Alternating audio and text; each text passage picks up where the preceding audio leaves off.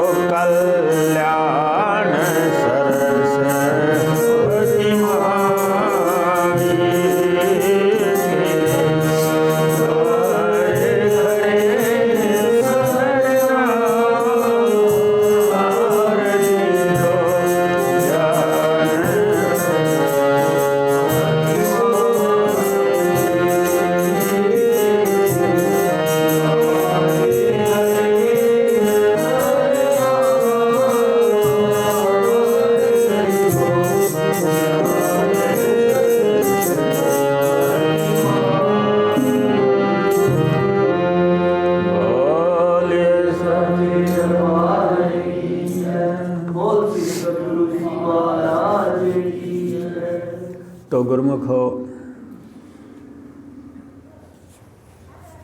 कहते हैं कि वो जीव धन्य है जो परमात्मा के नाम में जुड़ जाए।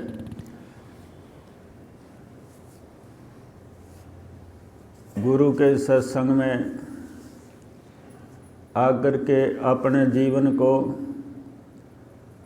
अच्छा बना ले।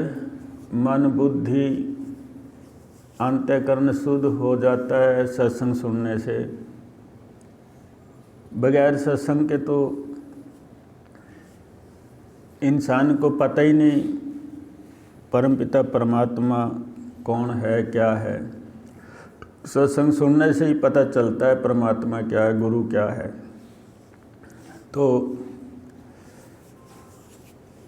सत्संग भी सुने, अमल भी करे और आज्ञा का, गुरु की आज्ञा का पालन भी इंसान करता रहे। कहते हैं कि सतगुरु तो ऐसा मिला ताते लो लोहार, कसनी दे कंचन किया ताए लिया तत्सार। अब देखिए, अगर लोहे का कोई औजार बनाना है कीमती, तो लोहे को आग में तपाना पड़ेगा, फिर थोड़ों से पीटना पड़ेगा, फिर उसका औजार बनेगा। और बगैर तपे उसका कोई औजार नहीं बन सकता। तो गुरुमुख ऐसे ही कहते हैं कि सदगुरु भी एक लोहार है, लोहार। अगर जब सतगुरु शिष्य को ज्ञान दे करके उसको परमात्मा के नाम में चलाना चाहता है और उस शिष्य के अंदर कोई खोट चमकता है, तो गुरु कसनी दे, डांटता है, पीटता है। अगर कोई शिष्य आगे से भाग्या ना, तो बस उसका बेड़ा पार हो जाता है, वो परमात्मा से मिल जाता है। तभी कहा कि सतगुरु तो ऐसा मिला ताते लो लोहार। लोहे को गर्म करता रहे, पीटता रहे। इसी तरीके से शिष्य गुरु का नाता है। बार बार शिष्य को गुरु देखता है, जांचता है और उसको परमात्मा की तरफ उसका इशारा करता है। तो इसलिए कहा कि गुरु आज्ञा में रहिए तब पावे सत्सार।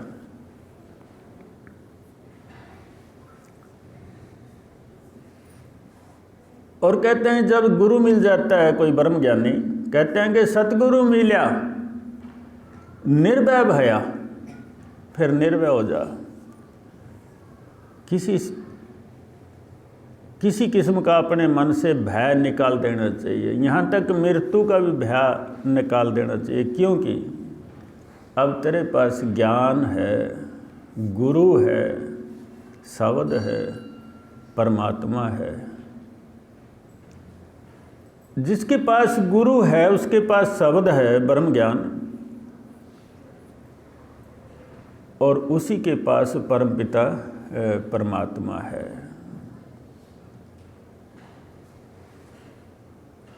फिर भय किस बात का? अंदर से भय निकाल देना चाहिए। और जब भय निकल जाएगा तो समझो भक्ति में वो चालू हो जाता है। हम बार बार डरते रहेंगे तो कामयाब नहीं होने के। हमारा परमात्मा के ऊपर, गुरु के ऊपर विश्वास नहीं। अगर हम डरे, नहीं डरना चाहिए। अपने मन को पक्का कर ले, हम परम पिता परमात्मा में लगे हुए हैं। डरना है किस बात से? कोई भी ऐसा कर्म ना हो कि जिसमें पाप लगे।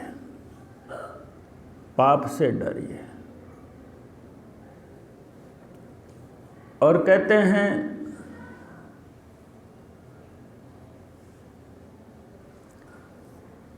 जो समाया शब्द में सत नाम विश्वास, कुमति बीच चेला भरा, गुरु ज्ञान जल होए। यानी कहते हैं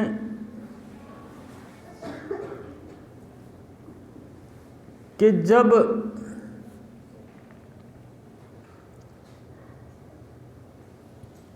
कुमति कीच,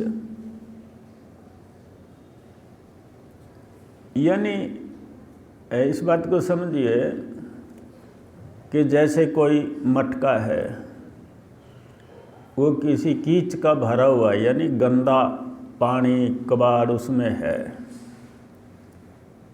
वो किसी काम का नहीं। न तो उसका पानी पशु पी सकता, ना कोई पक्षी, ना कोई इंसान, क्यों उसके अंदर गंदी कीच है।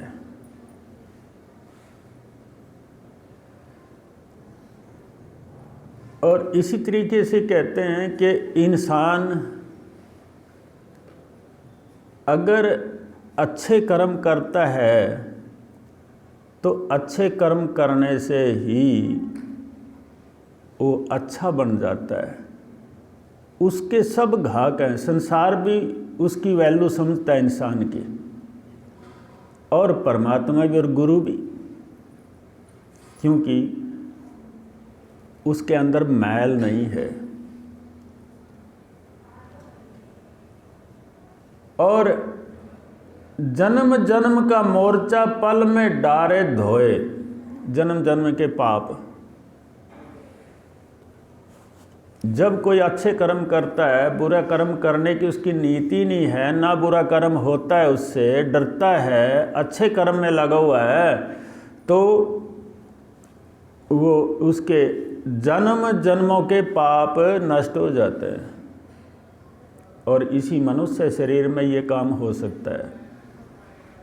हम किसी पक्षी को ज्ञान दें, नहीं ले सकता, किसी पशु को ज्ञान दें, नहीं ले सकता, लेकिन एक इंसान ही ज्ञान प्राप्त कर सकता है। इंसान ही परमात्मा को जान सकता है, इंसान ही उसकी भक्ति कर सकता है। इंसान को अपने आप को मजबूत करके और परमात्मा की तरफ चलना चाहिए। अगर हमारी मजबूती कमज़ोर है, हम कभी भी परमात्मा की भक्ति से वंचित हो सकते हैं, दूसरा रास्ता पकड़ लेंगे। हमारा मन कमज़ोर है, हमारा अंतःकरण कमज़ोर है, हम पूरी तरह से भक्ति में चल नहीं सकते। गुरु का ज्ञान ले करके हम गुरु के उपदेश पर चल नहीं सकेंगे, क्योंकि हमारे अंदर कमज़ोरी है। उन कमज़ोरियों को हमें दूर करना। कमज़ोरी भी कई किस्म की होती हैं, किसी में गरीबी है, कोई बीमार है, कोई घर का क्लेश में है, कोई पड़ोसी के क्लेश में है, यानी अनेक प्रकार के उसके साथ क्लेश हैं। ये कमज़ोरी हैं। अब इन कमज़ोरियों से ऊपर उठना है, अपने को संभाल करके बचा करके चलना है संसार में। क्यों? हमें तो परमात्मा की तरफ जाना। हमने संसार के साथ झगड़ा करके परमात्मा की तरफ से रुकावट पड़ जाएगी।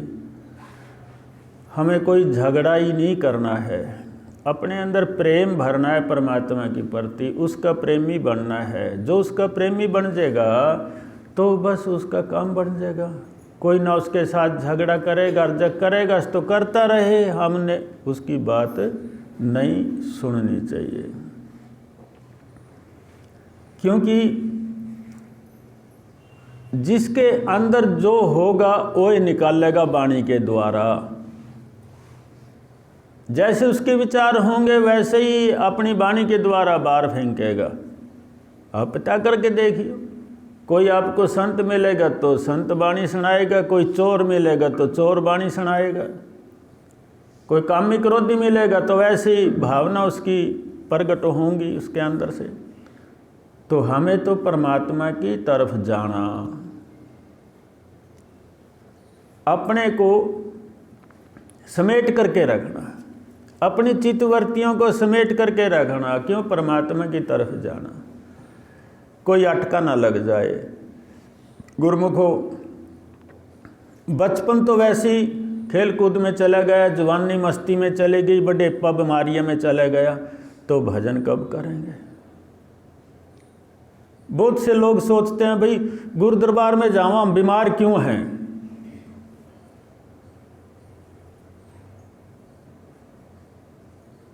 तो आप सोचिए, विचार करिए, आपके कर्म कैसे हैं? ये तो कर्मों का खेल है। परमपिता परमात्मा कहते हैं कर्मों का खेल है भाई, आप अपने कर्म का भुगतान करेंगे। गुरु दरबार में तो सत्संग और भजन करने की क्रिया सिखाई जाती है।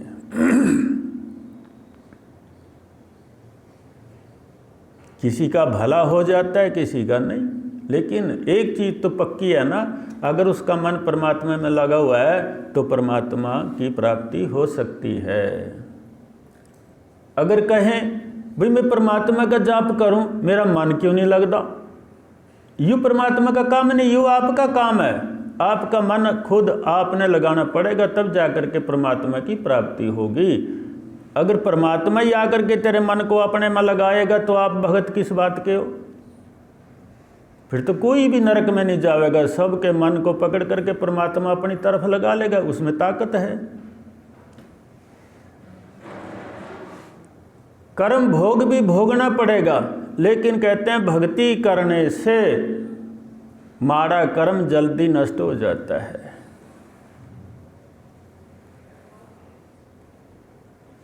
अपने अपने को उस परमात्मा की तरफ सिथर रखिए,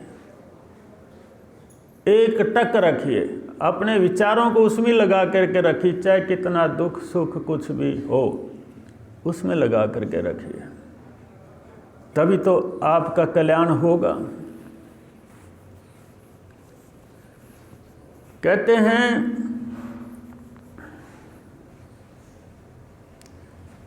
सो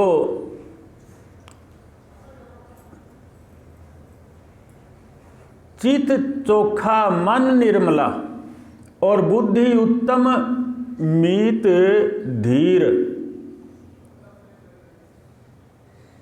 के चित जिसका अच्छा है, बुद्धि जिसकी निर्मल है,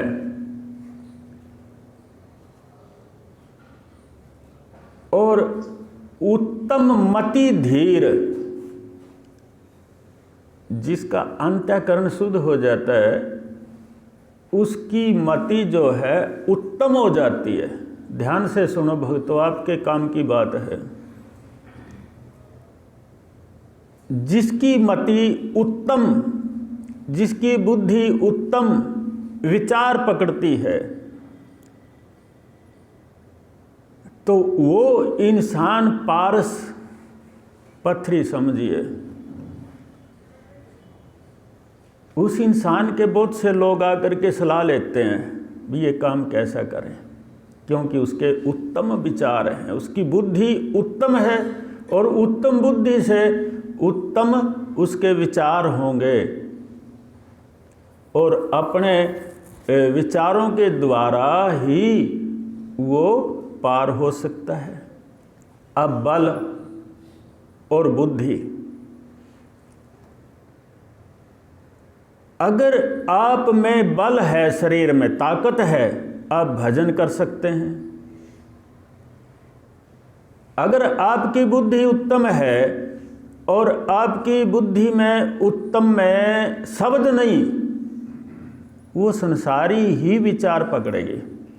जब उत्तम बुद्धि है, शब्द आपके अंदर है और शरीर में बल है, तो आप उस परमपिता परमात्मा को पाए बगैर रह ही नहीं सकते, और परमात्मा आपके बगैर रह ही नहीं सकता। परमात्मा आपके इर्द गिर्द रहेंगे, आप परमात्मा के इर्द गिर्द।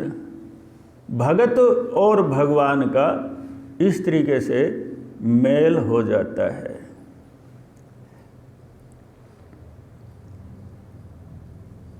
सोई कहा कि ओह विचार ही जय ही सतगुरु मिले कबीर।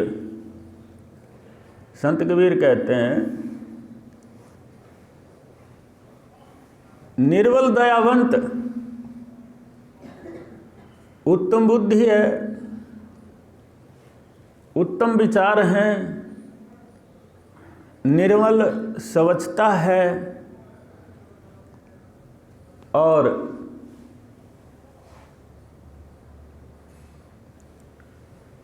उसके जो हाव भाव हैं 24 घंटे उसी में लगे रहते हैं, उस परमपिता परमात्मा में। तो गुरुमुखो,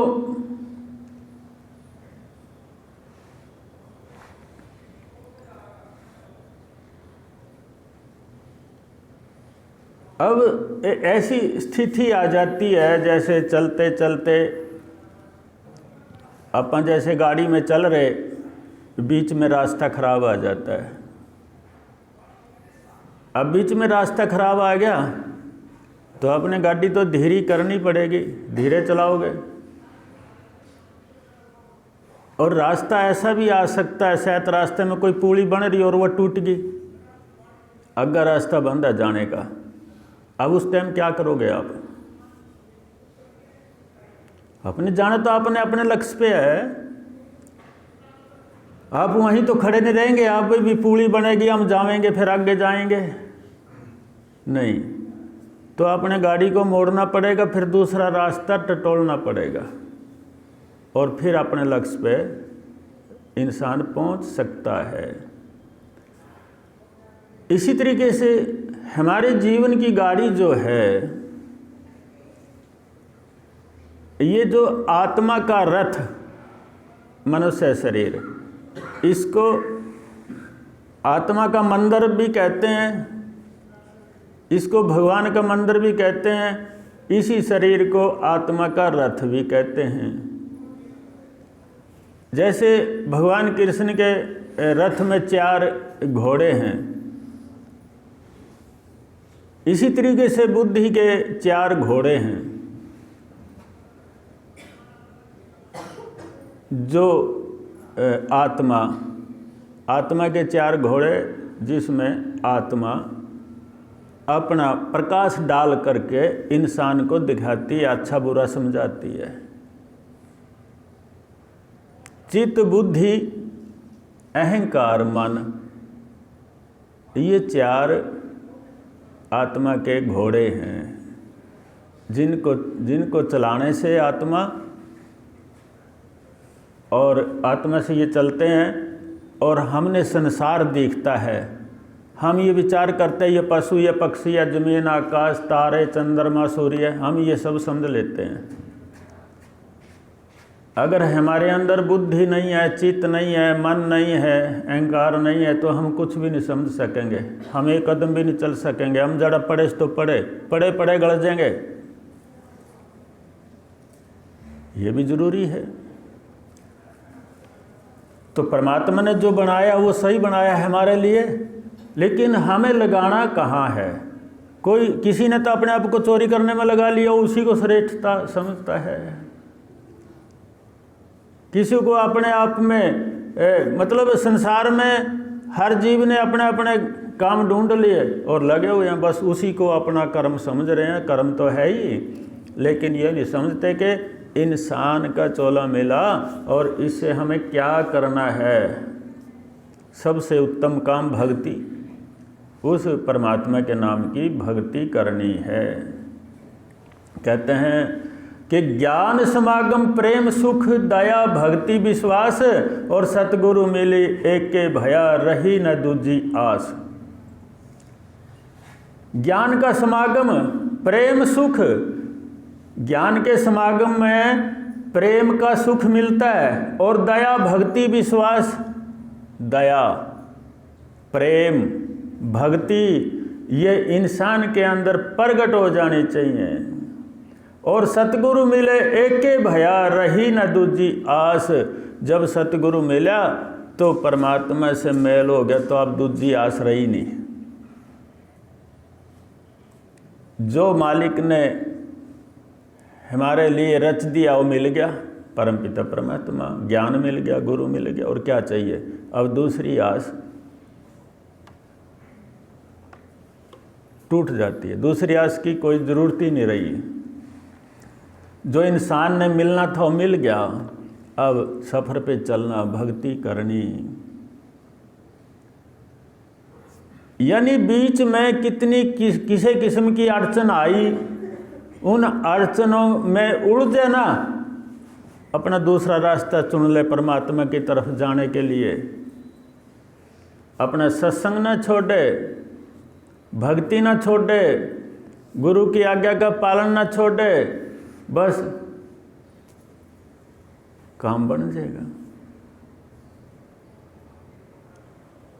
जैसे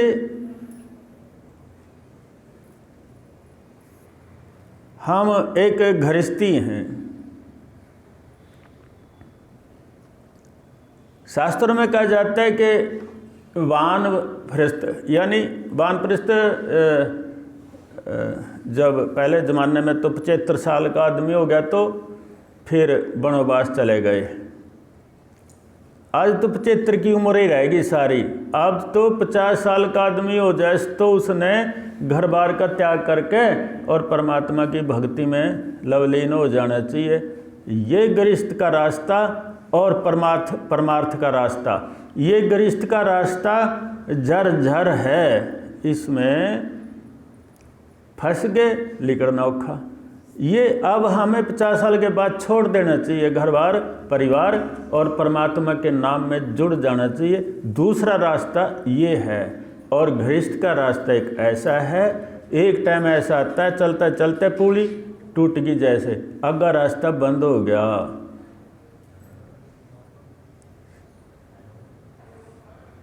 अब जब तक आपके अंदर बुद्धि बल है तब तक आप भक्ति कर सकते हैं। आप घर में जुड़े बैठे, ये मेरा घर है, उसमें जुड़े बैठे, आप घर का त्याग करके तो देखिए थोड़ा सा।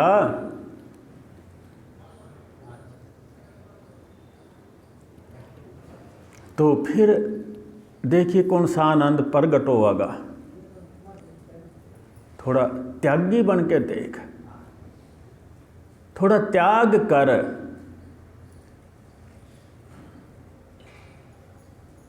जो हमें रास्ता अपनी मर्जी से चुन रखा है, उस रास्ते पे हम चल रहे हैं, शायद वो आपके लिए खतरनाक हो सकता है। बिना गुरु ज्ञान के उस रास्ते का पता नहीं चलेगा ये खतरनाक है कि सही, और ज्ञान पाते ही पता चलेगा कौन सा रास्ता सही है। तो गुरुमुख एक प्रसंग है गीता का, इससे हमें काफ़ी समझ आएगी। एक राजा था जम्मू कश्मीर का, और एक राजा था संगलदीप का। दोनों में आपस में दोस्ती थी।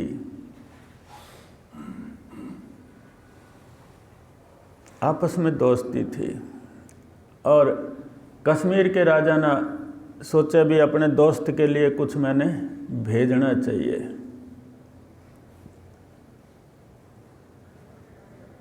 यानी ये संगलदीप के राजा ने सबसे पहले ये सोचा मैंने कुछ भेजना चाहिए।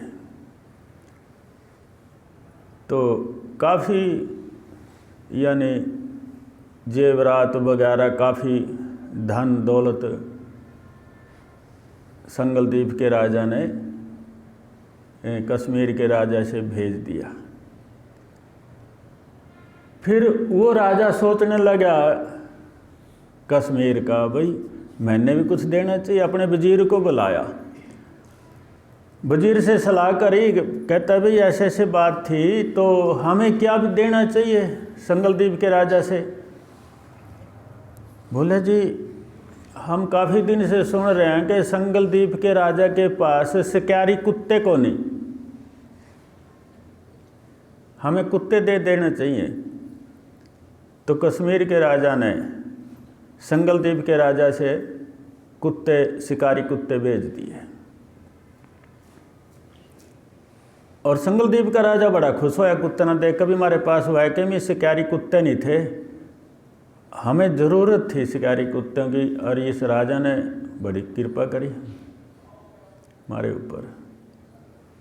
तो एक दिन उस संगलदीप का राजा अपने वजीर सिपाहियों को लेकर के शिकार खेलने के लिए चले गया।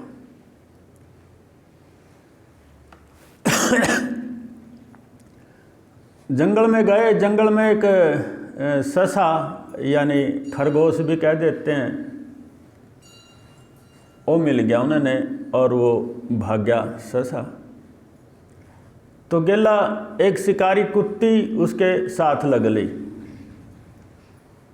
बहुत दूर जंगल में गए, चलते रहे, खरगोश बड़ा भाग्या और पीछे पीछे वो कुत्ती शिकारी, एक ही कुत्ती उसके गेला लगी रही, तेज थी वो। तो चलते चलते बहुत दूर गए तो एक जगह एक तालाब था, छोटा सा, घना बड़ा तालाब नहीं था, छोटा ही तालाब था। भाग्या भाग्या वो खरगोश उस में पानी में गिर गया जा करके। पीछे से जो शिकारी कुत्ती आई वो भी उसमें आन के गिर गई और दोनों के प्राण निकल गए उस जल में ही। और इतने में राजा भी आ गया, पीछे से घोड़ी पे सवार था। तो राजा भी आकर के इस तालाब के किनारे पर खड़ा हो गया। अब उनका शरीर छूटा, कुत्ती का और उसका खरगोश का, ससे का यानी, और वो उस तालाब से बाहर निकले। देव योनि, उनको देव योनि मिली और वो परम धाम को चले गए। राजा ये सब देख रहा। अब राजा ने सोचा भाई यू के चांस था, के या क्या नहीं, कोई पता ही नहीं। तो राजा ने देखा, थोड़ा पीछे हट करके एक साधु की कुटिया थी। तो राजा घोड़ी से नीचे उतर करके और उस महापुरुष के पास चले गया, शीश नवाया, बैठ गया।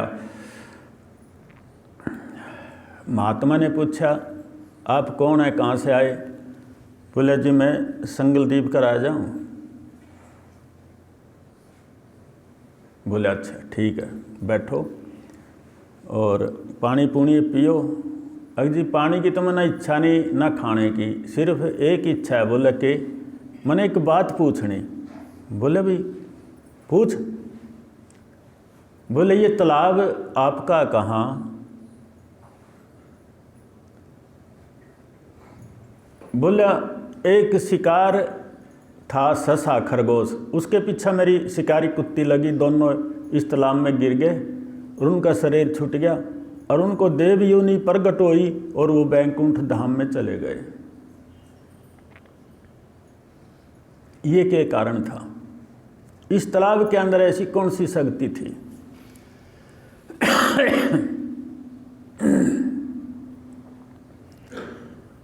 तो संत ने कहा कि हे राजन,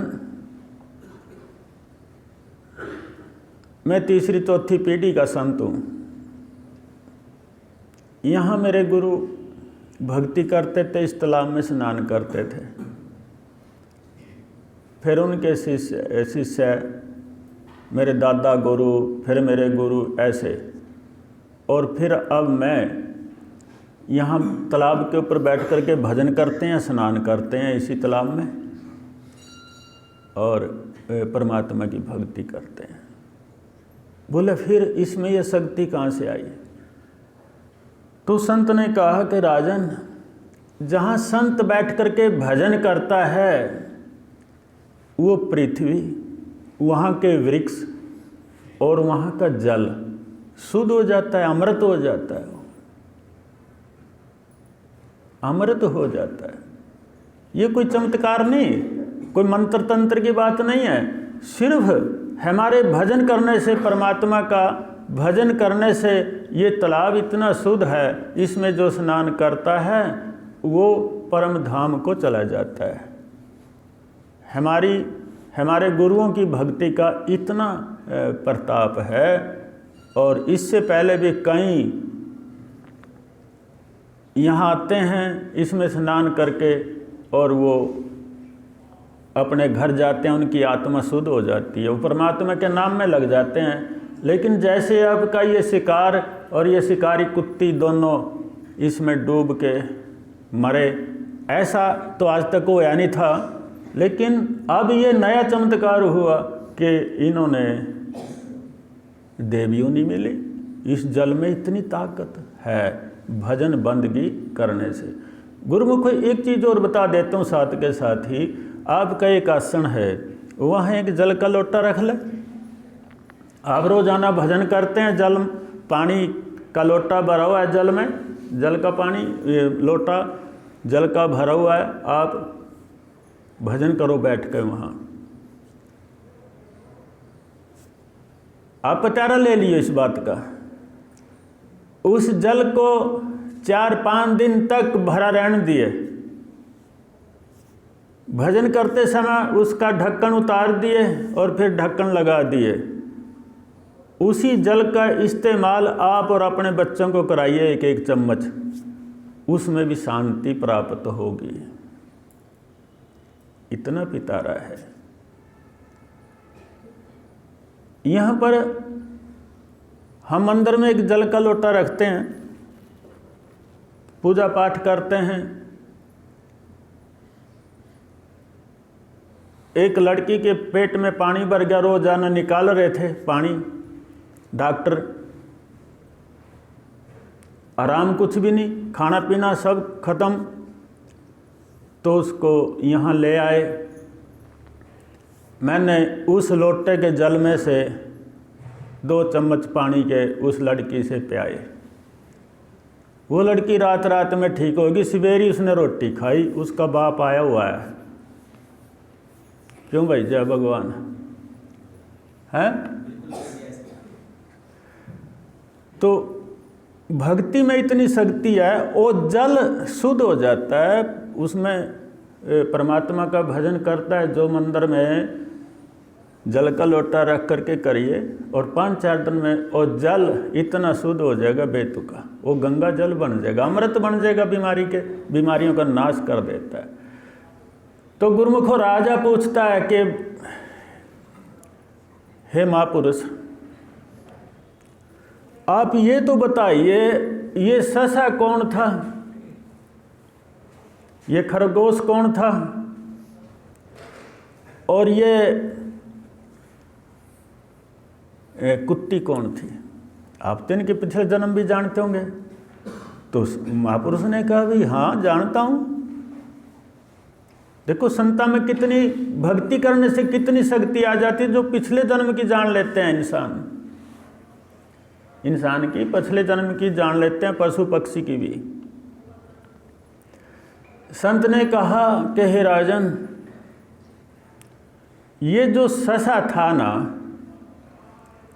और ये जो कुतिया थी, ये पिछले जन्म में इंसान थे। ये ससा जो था ये पुरुष था, और ये कुत्ती जो थी ये औरत थी इसकी। इस खरगोश की पिछले जन्म में ये कुतिया इसकी पत्नी थी, और ये इसका मर्द था। बोले अच्छा। तो जब से इनका घनिष्ठ शादी हुई, तब से इनकी आपस में नहीं बनी। हर समय झगड़ा रहता था, झगड़ा रहते थे घर में, लेकिन झगड़ा नहीं खत्म होया। और एक दिन क्या होया, उस आदमी ने अपनी पत्नी को मार दिया। उस पत्नी को कुतिया का जन्म मिला, कुत्ती बनी।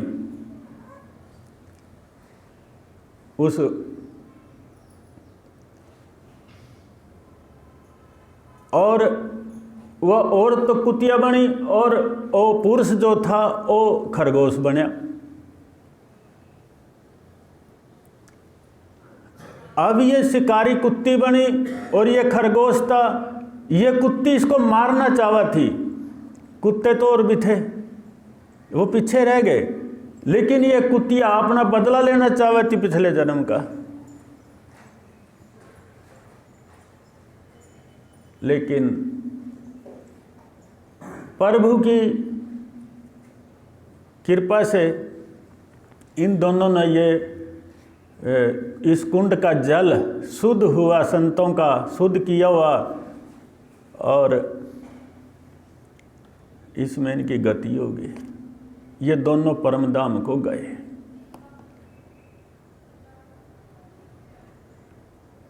तो गुरुमुखो, अब इस प्रसंग से हमें, गीता का प्रसंग है 14वें अध्याय का, इससे हमें एक सीख लेनी है। वो सीख क्या है? वो सीख ये है कि मानव शरीर पा करके झगड़े में रहे, परमात्मा की भक्ति ना करे, और झगड़े में एक दूसरे के बदला लेने के लिए, चाहे पशु की यूं नहीं मिली, चाहे पक्षी की मिली, चाहे इंसान की मिली, अगले जन्म में भी उनका वो चालू रहा झगड़ा, मेल मिलाप नहीं हुआ। इसने मेरे साथ ऐसा किया था, ऐसा है। तो यहाँ पर एक सीख हमने ये लेनी चाहिए, भी हमें झगड़ा खत्म कर देना चाहिए बस। ये तो बदले का सोता है।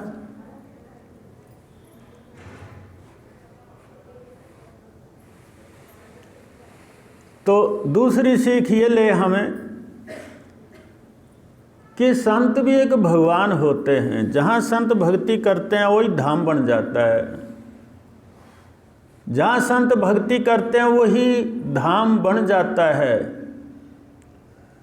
संत तो चले जाते हैं, लेकिन लोगों के बाद में मेले लगते हैं। जब कहते हैं हाजर में हुज्जत और गैब की तलाश, जब संत चले जाते हैं बाद में फिर टोंदे फिरें, उरा बैठ कर भजन करे करा था, उरा स्नान करे थे, फिर और आप भी स्नान कर दे फिरें, हमारा भला होगा, होता है। वो जगह कितनी पूजनीय हो जाती है, वो एक धाम हो जाता है, वहाँ मंदिर बन जाता है संतों के। तो गुरुमुखो, और जितने भी गृहस्थी हैं, चाहे राजा है चाहे प्रजा है, गृहस्थी जो भगवान का भजन नहीं करता, कहाँ है उनके नाम निशान नहीं, कोई नाम निशान नहीं। गए आए तो गए बस, क्या करें।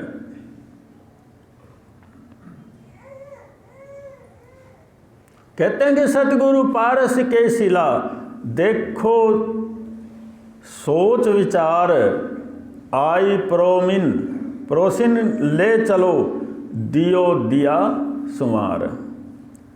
तो गुरुमुखो कहते हैं कि सतगुरु एक पारस होता है, और पारस तो होती है, पारस का शिला होता है, शिला।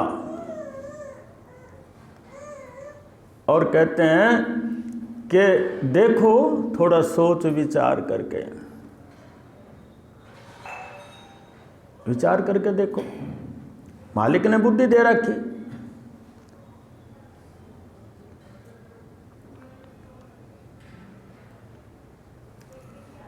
जैसे घर में दीपक जलता है, पहले दीपक जलाते तो लट्टू हैं, जोत जगाते हैं घरों में, मंदिरों में, ऊपर गुल आ जाता है, उसको गुल बोलते हैं, काला काला ऊपर आ जाता है बत्ती का, और उसके आने से जोत मंदम पड़ जाती है।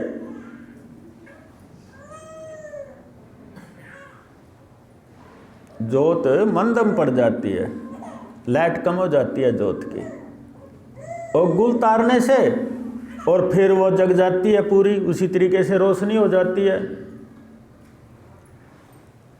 हमें इस चीज़ का ज्ञान नहीं, हमें ये दीपक भी एक ज्ञान देता है। इस दीपक से, मंदिर में जो दीपक जलाते हैं, इससे हमें ज्ञान की प्राप्ति कर लेनी चाहिए। वो ज्ञान के क्या ज्ञान दे रहे हैं हमें दीपक? दीपक हमें ज्ञान दे रहा है कि भाई तू मेरे में घी डालता रहो, मैं तेरे को रोशनी दूंगा, और जो मेरे अंदर अवगुण प्रकट होता है उसको तू हटाता रहो। वो तेरा काम है। मेरे अंदर जो अवगुण प्रकट होगा उस अवगुण को आप दूर कर दे, मैं फिर उसी तरीके से लाइट प्रकाश दूंगा। दूसरा, मेरे पास छोटा मोटा कोई पतंग आता है वो फूक जाता है, मर जाता है। जिस मंदिर में मेरा प्रकाश होगा वो मंदिर सज जाता है। तो गुरुमुखो अब विचार करिए, एक इंसान है, इंसान के अंदर एक आत्मा है। आत्मा कहती है, आत्मा एक ज्योत है आपके अंदर, आत्मा एक ज्योत है। उस ज्योत से ये शरीर प्रकाशित है, उसी ज्योत के द्वारा ही ये शरीर प्रकाशवान है। आत्मा कहती है, हे इंसान, मैं तेरे अंदर प्रकट हूं, तू अच्छे विचार गुरु शब्द प्राप्त कर ले, और जो गुरु की आज्ञा है उसका पालन कर ले।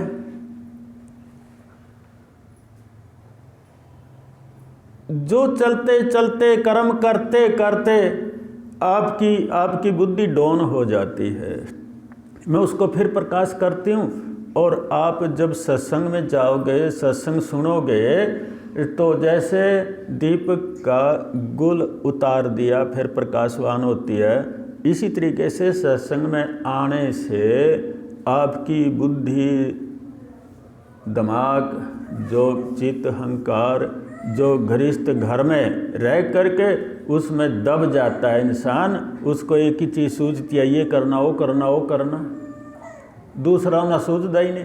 भाई सत्संग में आने से तेरे को परमात्मा की भक्ति की सूझ जाएगी, वो गुल तेरे अंतकरण से उतर जाएगा। आत्मा कहती है, मैं तो प्रकाशवान हूँ और तेरे कर्मों से मैं दब जाती हूँ। अपने कर्म शुद्ध बना ले, मेरा और दूना प्रकाश हो जाएगा।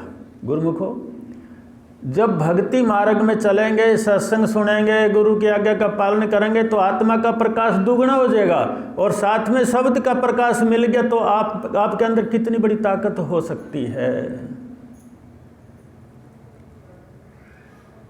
बहुत बड़ी शक्ति हो जाती है। लेकिन आप तो जो थोड़े से बीमार हो गए ना, बस मर गए। क्यों आई बीमारी? इस विचार में मत रहिए, ये तो मेरा कर्म का भोग है। प्रकृति परमात्मा ने बनाई, परमात्मा ने साथ में वेद दिया जिसमें जड़ी बूटियां, आयुर्वेद जिसमें जड़ी बूटी हैं। भाई उन्हें पता था लोग बीमार होंगे और इनमें जड़ी बूटियां खा खा करके बीमारी का नाश हो जाएगा। तो परमपिता परमात्मा ने ये तो नहीं कहा कि तो बीमारी नहीं होने का, होगा, लेकिन यजुर्वेद पढ़, उसके अंदर दवाइयाँ हैं, खा, ठीक हो जाएगा।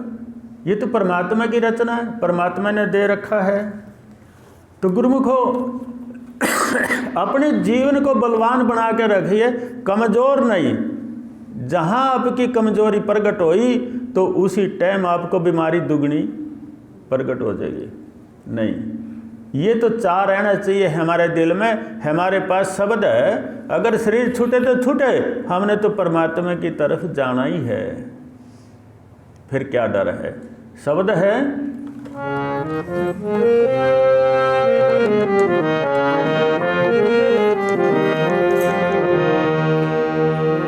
जिस दिन होगा तरस तुम्हारा, होगा जीवन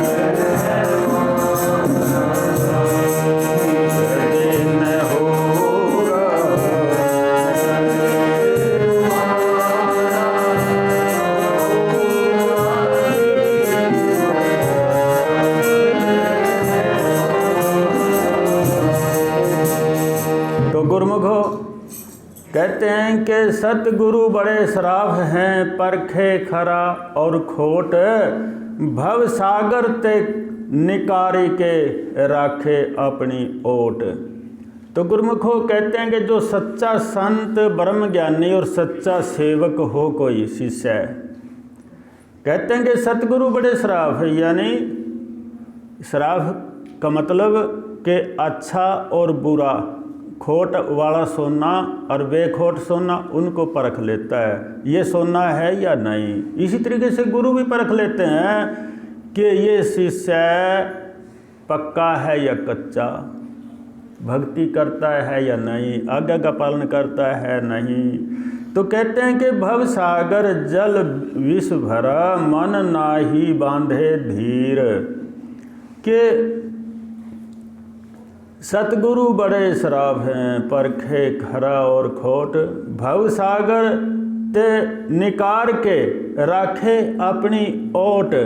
जैसे हमें कोई आपत्ति आती है तो बहुत से लोग गुरुओं की शरण में चले जाते हैं, आपत्ति अपने ऊपर लेकर के अपने शिष्य को बचा लेते हैं संत। ऐसे संत भी हुए, आपत्ति ले लेते हैं अपने शिष्यों की अपने ऊपर।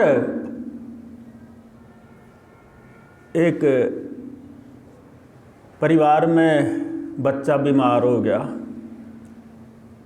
अपने गुरु के पास परिवार गया, कहते हैं जी बहुत इलाज करा लिया, ये बच्चा ठीक नहीं होता। अब गुरु महाराज जी ने देखा भाई वैके भी बच्चा तो बीमार है, काफ़ी दवाइयाँ भी ये कह रहे खिला दी, ठीक नहीं हो रहा।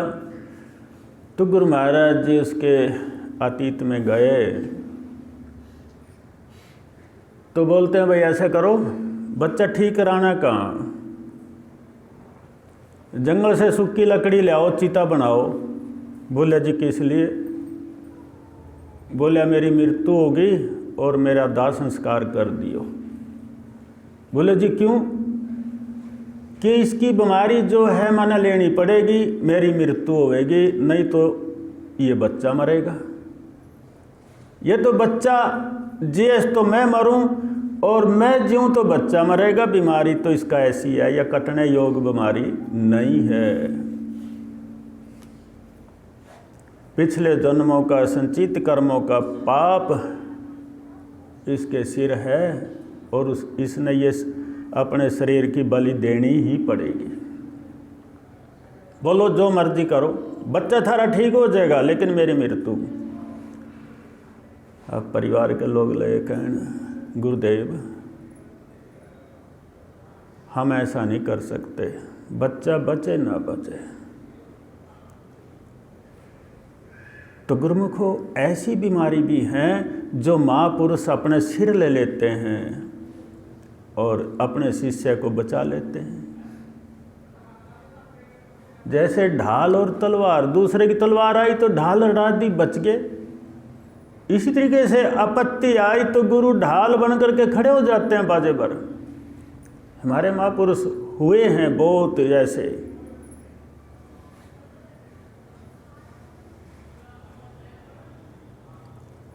तो भगवान कृष्ण जब रथ पे थे तो कर्ण ने ऐसा बाण छोड़ दिया भी अर्जुन की मृत्यु पक्की थी, लेकिन भगवान ने बचा लिया उसको। इस तरीके से हम अपने को थोड़ा समझें। कहते हैं कि भव सागर जल विष भरा, मन नहीं बांधे धीर। भव सागर, ये जो संसार है इसमें विष है, अमृत नहीं है, इसमें विष है, विष जिसको खा करके मरता है इंसान। और ये विष ऐसा है हम देख करके खाते हैं लेकिन मरते तो कौन नहीं। लेकिन हमें न्यू विश्वास है कि हम अन्न खा रहे, जहर नहीं। हम अन्न खा रहे, हम पानी पी रहे, जहर नहीं, लेकिन इसी के अंदर विष है। किसी के अंदर शब्दों का विष है, शब्दों का जहर है, और दूसरे को जहरीला करता है अपने शब्दों के द्वारा गुरुमुख हो। और जब अच्छे शब्द अंदर से निकलते हैं दूसरे को खुशी होती है, ऐसा होता है कि जैसे अमृत बरसता हो।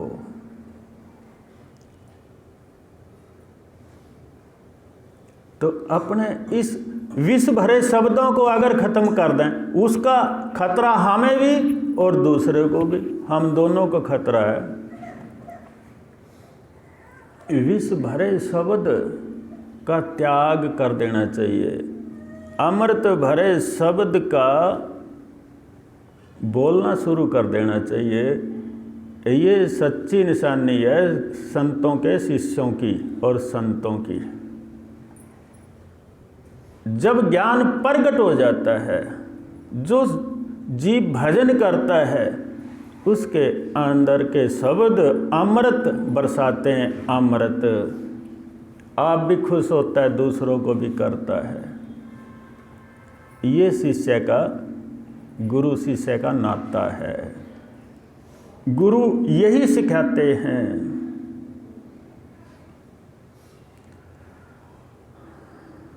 तो गुरुमुखो कहते हैं कि संभल स्नेही गुरु मिला उतरा पार कबीर। संभल स्नेही, संभालने वाला, स्नेह करने वाला अगर गुरु मिल जाए तो उतर जाता है शिष्य।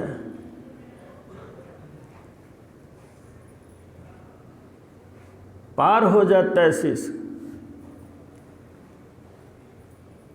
जैसे कहते हैं कि जब पशु जंगल में जाता है, जंगल में शेर हैं, जो पक्का पाड़ी होगा अपने सारे पशु श्यामनगर ले आवेगा।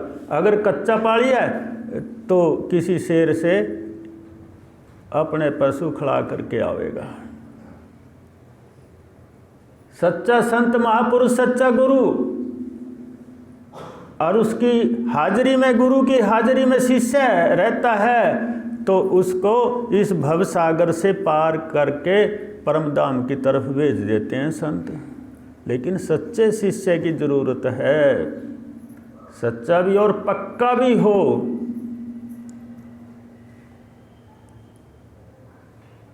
पक्का पार हो जाता है। हम तो कच्चे से भी कच्चे हैं। एक बच्चे का ठोकर लग गई, वो गिर गया। उसकी माँ इतवार को लेकर के आई, बोले गुरुजी, मखान जी मेरा बच्चा ठीक ठाक चल रहा था। मैं कहा अच्छा, ठोकर लग गई, पैर में खून आ गया, उंगली में। वह ठोकर क्यों लग गई? इस बात का आपके पास उत्तर कोई? मेरे पास तो कोई उत्तर नहीं। क्या वो शिष्य पक्का या कच्चा? हम डामाडोल हैं। जिसका मास्टर अच्छा है ना, वो बच्चा पास होगा। इंटरव्यू था बच्चे का, बच्चा बोला पिताजी कहाँ? मेरे साथ चल, आज मेरा इंटरव्यू हुआ। अच्छा बेटा चल। अपने बेटे के साथ चले गया। टीचर पूछती है इंटरव्यू दोगे कहाँ जी? बच्चे ने कहा हाँ जी। अच्छा। उसके बाप तक पूछती है आपको अंग्रेजी आती है? बाप बोला जी मैं तो पढ़े ही नहीं, अंग्रेजी कहाँ से आवेगी मेरे से, अंग्रेजी तो आती नहीं। अच्छा ये बता, एक तालाब के अंदर, छोटा तालाब है, उस तालाब के अंदर 10 तालाब हैं छोटे छोटे, और एक तालाब के अंदर 10 मछली हैं, और 10 मछलियों में से 4 निकालनी, बाकी कितनी रहेगी?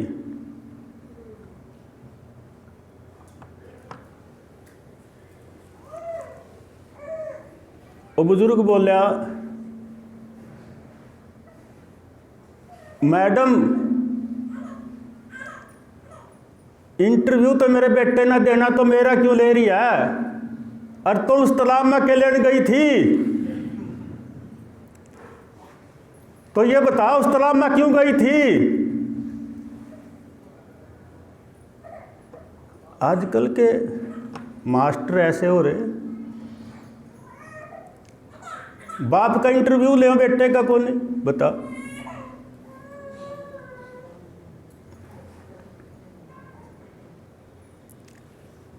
तो इस दृष्टांत को भी समझिए अच्छी तरह। अगर जिसका गुरु ब्रह्म ज्ञान नहीं अच्छा है, उसका शिष्य भी अच्छा बनेगा, और वो शिष्य अपनी गुरु की आज्ञा का पालन करेगा, वो चलेगा गुरु के बताए रास्ते पर, और उसका कल्याण होगा।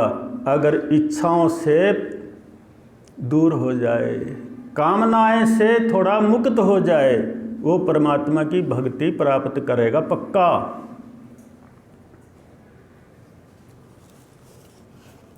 तो गुरुमुखो,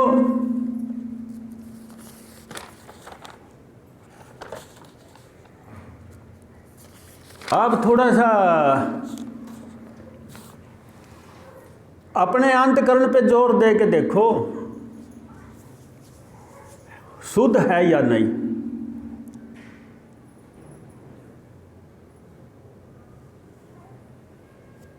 अपने अंतकरण को शुद्ध करने की कोशिश करो,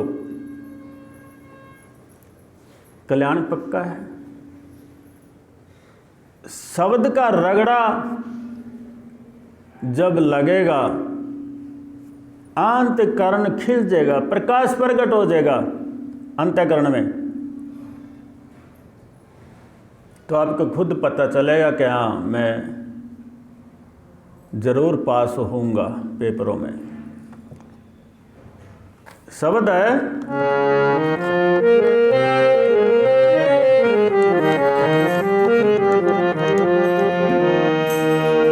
सत्य शोध एक पल जो अंतःकरण शुद्ध हो जाए, एक पल के जाप से पाप मुक्त हो जाए।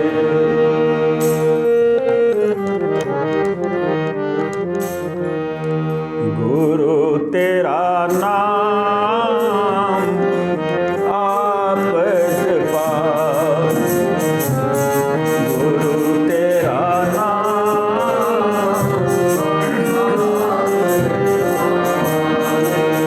आप जपावे, सब सुख पावे।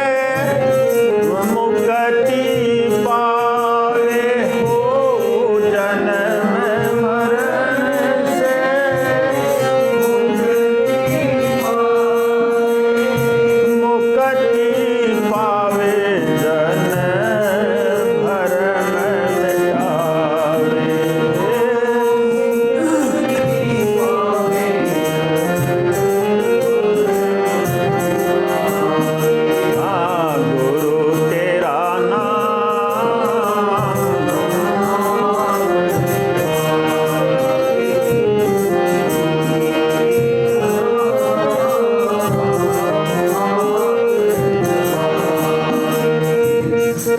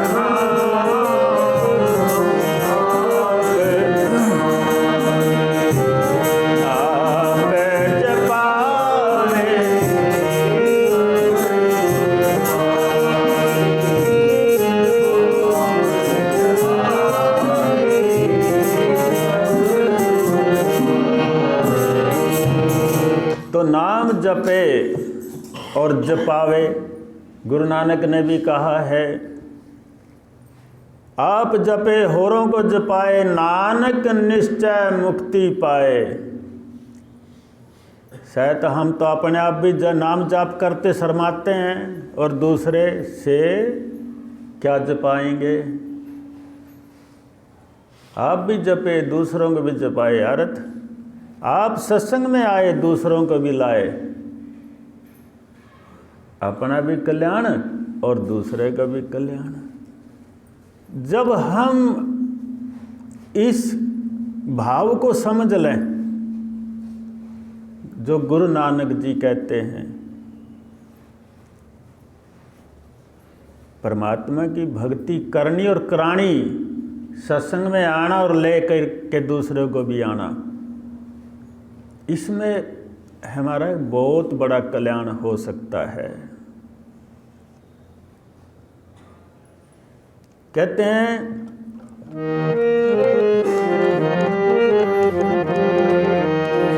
कर सतगुरु जी की सेवा, जो सुख चावे संसार में। कर सतगुरु जी की सेवा,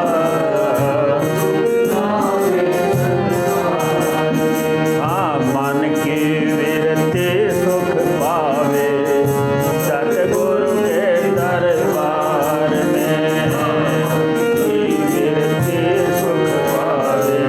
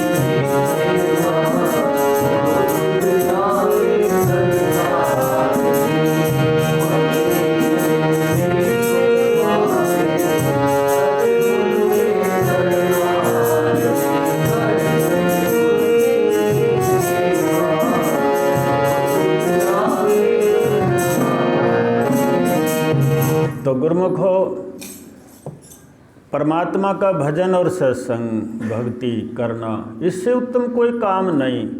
और इसके लिए हम आनाकानी करते हैं, इसी कर्म के लिए हम आनाकानी करते हैं, जो कि सत्संग ही कलयुग में प्रधान है। सत्संग सुनना, भजन करना, करना कराना, और आज्ञा का पालन भी करना चाहिए गुरु की। तो गुरुमुख हो, हर इतवार सत्संग होता है, हर पूर्णमासी में सत्संग होते हैं, भंडारे भी होते हैं, लेकिन लाभ ठाना चाहिए। बोलिए साचे। बोल श्री सद्गुरु जी महाराज की